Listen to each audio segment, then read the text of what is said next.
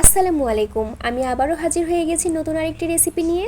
আজকে আমি আপনাদের সাথে ডিম পাউরুটির এই সহজ একটি নাস্তার রেসিপি শেয়ার করব। ডিম পাউরুটির এই নাস্তাটি খুব সহজে এবং কম সময়ে বানিয়ে নেওয়া যায়। আপনারা চাইলে একটি সকাল সন্ধ্যা বা বাচ্চাদের টিফিনে প্যাক করে দিতে পারেন।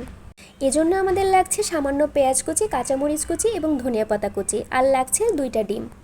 আমি পেঁয়াজ কাঁচামরিচের মধ্যে 2টা ডিম ভেঙে দিয়েছি এবং এখানে দিয়েছি সামান্য লবণ দিয়ে আমি ডিমটাকে পেঁয়াজ মরিচের মধ্যে ভালো করে ফেটিয়ে নিয়েছি। আপনারা চাইলে এ পর্যায়ে কিছু চিনি অ্যাড করতে পারেন এখানে। এখন আমি পাউরুটিগুলোকে কেটে নেব। আপনারা ভিডিওর দিকে একটু লক্ষ্য করলে দেখতে পারবেন আমি ঠিক পাউরুটিগুলো কিভাবে কেটে নিয়েছি। আপনারা এভাবে পাউরুটিগুলোকে কেটে নেবেন। খুব অল্প উপকরণে এই নাস্তাটা রেডি হলেও এটি কিন্তু খেতে বেশ মজাদার। আমি আপনাদের সাথে সে সকল রেসিপি শেয়ার করি যে রেসিপিগুলো আমার বাসায় বানানোর পরে সকলে বেশ পছন্দ করে। আমি সবগুলো পাউরুটি একইভাবে কেটে নিয়েছি। এখন আমি চুলায় একটি কড়াই বসিয়ে সেখানে সামান্য তেল দিয়ে দিয়েছি। এ পর্যায়ে আপনারা চুলার আঁচটা একদম লোতে রাখবেন। এখন আমি কাটা পাউরুটির মধ্যে ডিম দিয়ে দেব। আমি আবারও বলছি, আপনারা এখানে চুলার আঁচটা একদম লোতে রাখবেন যেন নিচ থেকে ব্রেডটা পুড়ে না যায়, সেদিকে অবশ্যই খেয়াল রাখবেন। নিচ থেকে সামান্য হয়ে যাওয়ার পরে আমি কাটা পাউরুটিটা এর মধ্যে দিয়ে দিচ্ছি এবং এটি উল্টিয়ে পাল্টিয়ে ভালো করে ভেজে নিচ্ছি হালকা করে।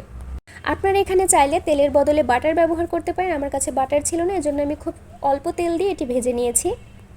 এটি একটু সময় নিয়ে ভাজবেন, যেহেতু চুলার আঁচ একদম লোতে থাকে, ডিমটা যেন ভিতরে কাঁচা না থাকে সেদিকে একটু লক্ষ্য রাখবেন। এই তো আমার একটা ডিম পাউরুটি হয়ে গিয়েছে। এভাবেই আপনারা সবগুলো ডিম পাউরুটি ভেজে নেবেন। আমার রেসিপি অনুযায়ী আপনারা একবার বানিয়ে দেখতে পারেন। আমি বলবো আপনারা অবশ্যই নিরাশ হবেন না, এটি বেশ মজাদার একটি নাস্তা হতে পারে। আমি এটি আমার বাচ্চার টিফিনে প্যাক করেছিলাম, এজন্য আমি সামান্য চিনি দিয়েছিলাম।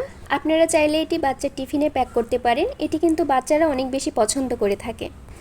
তো আমার ডিম পাউরুটিগুলো 2টা হয়ে যাওয়ার পরে আমি আপনাদের এখানে একটু কেটে দেখিয়ে দিচ্ছি কিভাবে পারফেক্টভাবে হয়েছে, ভিতর থেকে ডিমটা সিদ্ধ হয়ে গিয়েছে।